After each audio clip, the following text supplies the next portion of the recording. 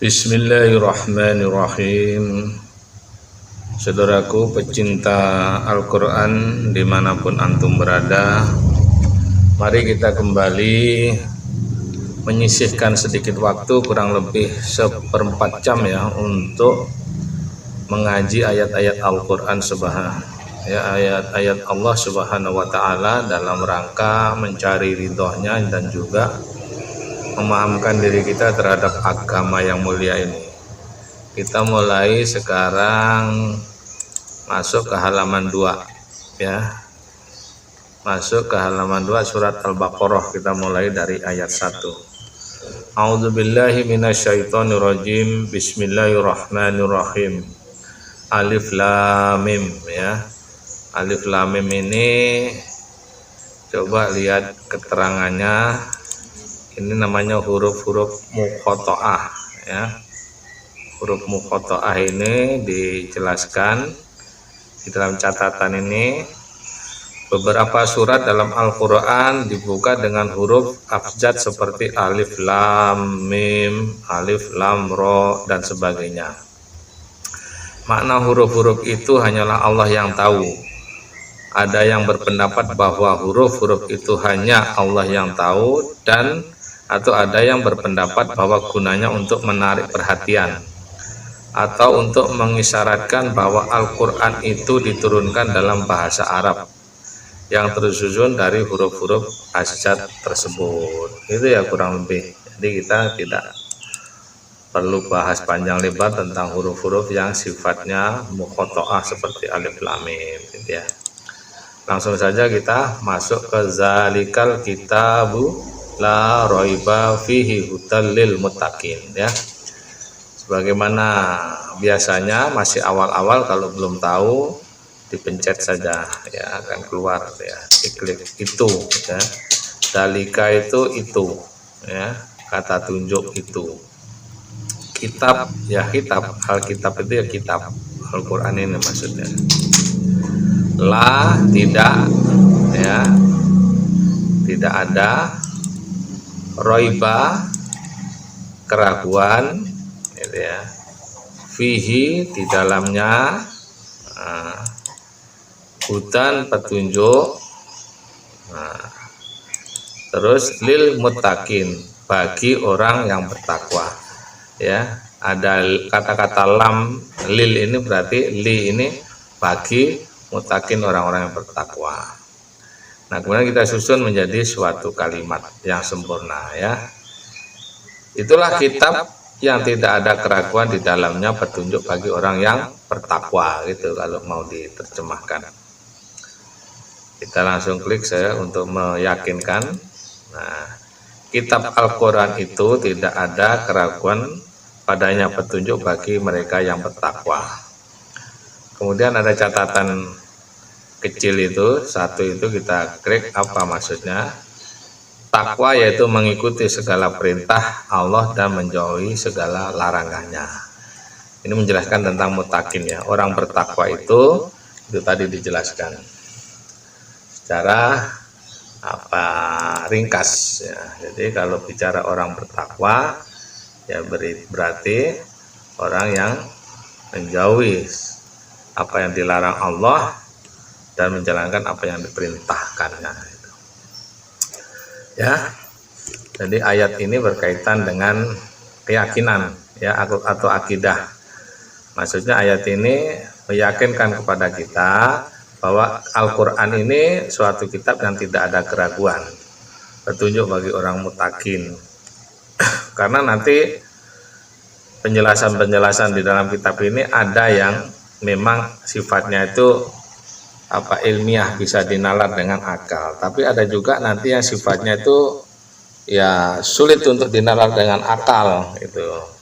Tapi kita tidak boleh ragu ya, karena semuanya itu mutlak kebenarannya, itu kurang lebih ya. Berikutnya, allazina yu'minuna bil ghaibi. Allazina ya sudah ya, kalau belum tahu ya diklik. Orang-orang yang ya, alladzina orang-orang yang, kalau nanti ada alladzi dia yang gitu ya, atau yang saja. Kalau ini jamak untuk orang-orang, kalau alladzi itu satu orang biasanya. Yu'minun ya orang-orang beriman, ya beriman. Ya, yu'minun itu beriman.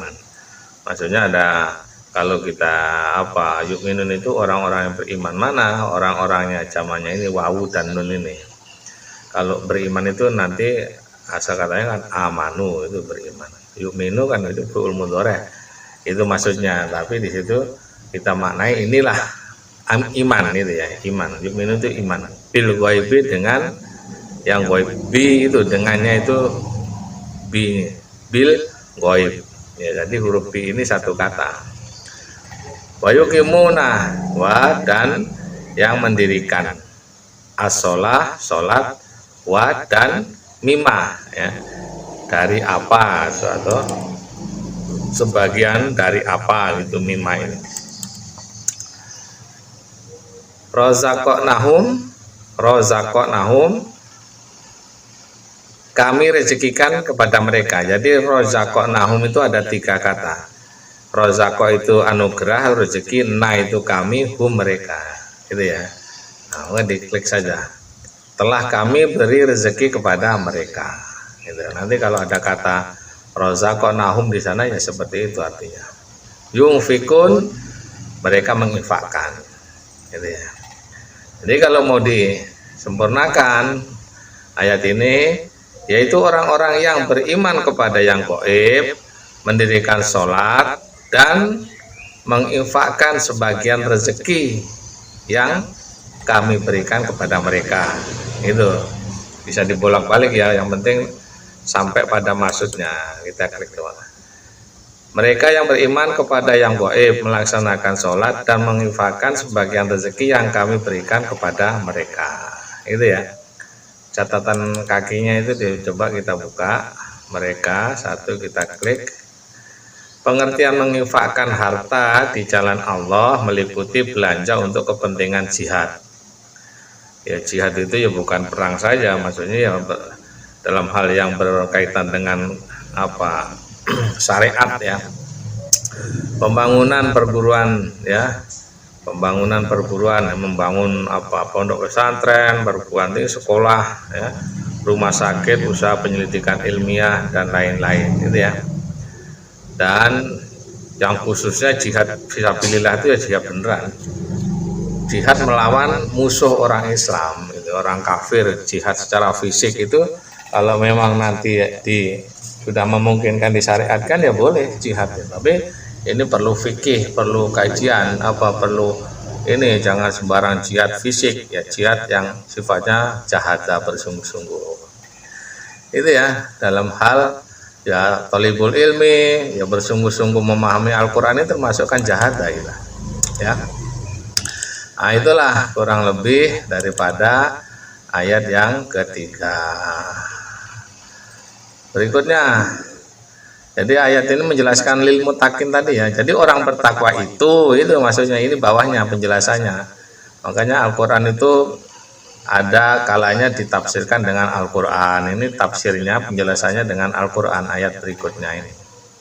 Itu orang yang muttaqin itu orang yang satu beriman kepada yang gaib, mendirikan sholat dan menginfakkan sebagian harta yang diberikan kepada mereka.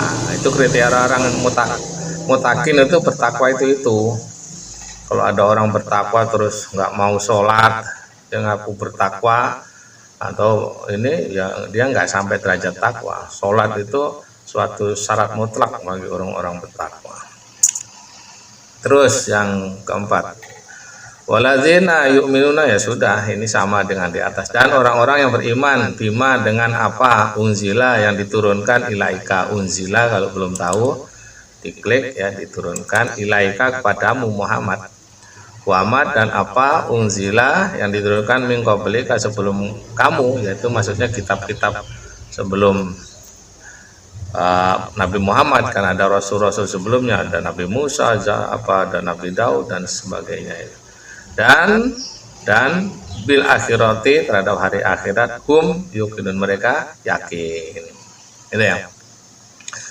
Kalau sudah diurai per suku kata, maka kita gabungkan atau kita jadikan kalimat yang sempurna. Dan mereka orang-orang yang beriman terhadap apa yang diturunkan kepadamu Muhammad dan terhadap apa yang diturunkan sebelum engkau Muhammad, ya. Dan mereka yakin terhadap hari akhirat. Itu aja sudah. Nah, itulah ya terjemahnya yang sebenarnya. Dan mereka yang beriman kepada Al-Qur'an yang diturunkan kepadamu Muhammad. Itu ya tanda kurungnya. Dan kitab-kitab yang telah diturunkan sebelum engkau dan mereka yakin adanya hari akhirat. Nah, kita lihat sini tafsirnya, kita klik catatan satunya saja itu ya. Nah, yang diturunkan kepada nabi-nabi sebelum Nabi Muhammad Shallallahu Alaihi Wasallam yaitu seperti Taurat, Zabur, Injil, dan suhuf atau lembaran-lembaran yang tidak seperti kitab, ya, itu ada. Suhuf Ibrahim itu tidak diturunkan kitab, tapi dia diturunkan suhuf, ya, lembaran-lembaran. Itu ya. Insya Allah lah kita kalau memang mau bersungguh-sungguh dipahamkan lah sama Allah, ya. Terakhir, ulaika ala hudam mirrabihim, ulaika mereka ala atas hudan petunjuk mirrabihim dari Tuhan mereka, itu ya. Wa ulaika dan mereka hum muflihun, orang-orang yang beruntung, ya. Kita klik. Mereka yang mendapat petunjuk dari Tuhannya dan mereka itulah orang-orang yang beruntung. Itu ya. Jadi saudaraku yang dirahmati Allah, inilah cara kita untuk belajar menerjemahkan Al-Qur'an, ya. Nanti kalau udah bisa ya jangan tergantung dari aplikasi ini. Aplikasi ini kan sewaktu-waktu bisa saja hilang, ya. Bisa saja hilang, bisa saja di ini ya sama yang punya aplikasi. Tapi kalau kita sudah ambil manfaatnya, nah nanti kita kembali kepada Al-Qur'an yang beneran. Ya, prakteknya ini kan hanya wasilah, ya, cara untuk menerjemahkan Al-Qur'an bagi kita orang-orang yang khususnya yang sudah sepuh, ya, yang sudah ini tapi punya giroh pengen bisa mengartikan Al-Qur'an. Nah, ini termasuk solusinya, gitu ya. Oleh sebab itu kalau punya anak ya sebelum sampai pada usia tua seperti kita ini tuh nggak ngerti Al-Qur'an, dari awal kita didik Al-Qur'an, ya, membacanya, ya, kemudian memahaminya, gitu ya. Kita masukkan di sekolah-sekolah TPA, ya, karena agama merupakan basic, ya, dasar awal seseorang anak, ya, anak. Jadi kalau basic agamanya kuat, ngerti ini, maka dia akan menjadi orang-orang yang beradab, mempunyai akhlak, mempunyai ilmu-ilmu tentang membentengi diri kita buat kehidupan yang berkaitan dengan spiritual. Jangan dibiarkan anak-anak kita ya lengah. Di sisi lain pendidikan yang sifatnya formal kita semangat, tapi terhadap pendidikan yang sifatnya ritual untuk diri mereka bekal di dalam kehidupan yang hakiki untuk menuju akhiratnya kita lalaikan. Ini salah besar kita, ya. Jadi kita didik untuk dunianya dan juga untuk akhiratnya. Itulah barangkali saudaraku yang dirahmati Allah, upaya kita untuk memahami Al-Qur'an. Mudah-mudahan ya Allah memberikan kita kemudahan dan kita dipahamkan oleh Allah terhadap Al-Qur'an yang pada akhirnya kita menghadap Allah termasuk golongan-golongan ahlul Qur'an, ya. Allahumma barik lana fil Qur'anil azim wanfa'na bima bihi wal bayan. Kita akhiri, assalamualaikum warahmatullahi wabarakatuh.